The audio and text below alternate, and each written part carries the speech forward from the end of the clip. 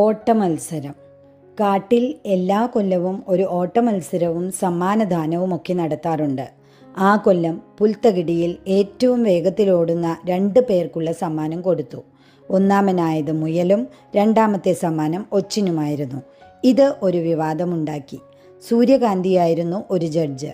സൂര്യകാന്തി പറഞ്ഞു, ഒച്ച് 6 മാസം കൊണ്ടാണ് ഓട്ടം പൂർത്തിയാക്കിയതെന്നത് ശരി തന്നെ. എന്നാലും പുൽത്തകിടിയുടെ ഒരറ്റത്ത് നിന്നും മറ്റേ അറ്റത്ത് എത്തിയല്ലോ, അത് നമ്മൾ കണക്കാക്കണം. എനിക്ക് 1-ാം സ്ഥാനം തരണമായിരുന്നു. ഒച്ചു ബഹളം വെച്ചു.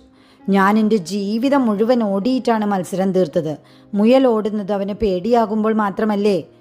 നീ എന്താ അതിനിത്ര മാത്രം ദുഃഖിക്കുന്നത്? ജിറാഫ് ചോദിച്ചു. ഉയര കൂടുതലുള്ളത് കൊണ്ട് ജിറാഫിനെയും ജഡ്ജിമാരുടെ കൂട്ടത്തിൽ ഇരുത്തിയിരുന്നു. എല്ലാ കൊല്ലവും ഓരോരുത്തർക്ക് കൊടുക്കുന്നുണ്ടല്ലോ. ഒച്ച് ദേഷ്യപ്പെട്ട് ഇറങ്ങിപ്പോയി. കിട്ടിയ സമ്മാനം വലിച്ചെറിയുകയും ചെയ്തു. അപ്പോൾ മന്ദഹസിച്ചുകൊണ്ട് റോസാപ്പൂ പറഞ്ഞു, സൂര്യരശ്മിക്കാണ് 1-ാം സമ്മാനം സത്യത്തിൽ കൊടുക്കേണ്ടത്. പച്ചപ്പുല്ലിൽ എല്ലാവരേക്കാളും മുമ്പേ എത്തി വീണ് ചിരിക്കുന്നത് കണ്ടില്ലേ? നമ്മളൊക്കെ മരിച്ചു പോയി കഴിഞ്ഞാലും അവൾ ഇവിടെയുണ്ടാകും എന്നും.